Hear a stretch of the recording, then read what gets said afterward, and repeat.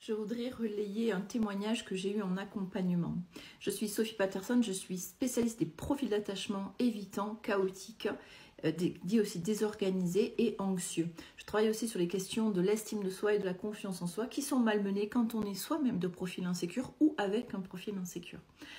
Alors, ce témoignage que j'ai eu d'une cliente qui a 54 ans, et qui a rencontré un profil évitant, et elle me disait: Sophie, franchement, depuis que je connais mon évitant, ça fait 2 ans, eh bien j'ai évolué, j'ai travaillé sur moi, je me suis recentrée sur moi, je suis partie en vacances seule, et oui, je voulais absolument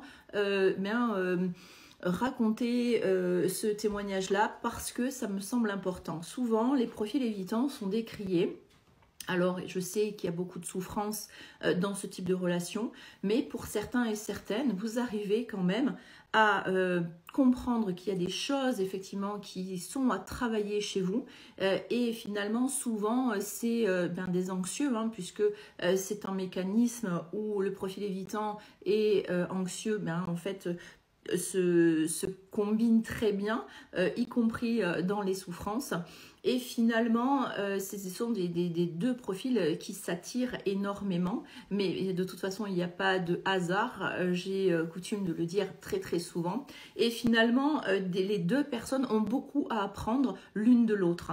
Donc finalement, quand un anxieux rencontre un profil évitant, évidemment que ça va venir faire vaciller son système. C'est-à-dire qu'il y a cette idée de vouloir être beaucoup avec l'autre. Il y a souvent une dépendance affective, il y a souvent cette idée qu'on finalement on se met en recul par rapport à l'autre, c'est-à-dire que on ne se fait plus passer aussi en priorité, on n'écoute plus ses besoins, et du coup il y a un décalage. Et le profil évitant de l'autre côté en face ne va pas du tout évidemment conforter l'anxieux dans cette position-là, et va le pousser ou la pousser à finalement se prioriser, écouter ses besoins comme lui le fait aussi. Alors parfois un peu de façon égoïste, l'évitant le fera, mais en tout cas l'anxieux, c'est pas du tout dans sa palette.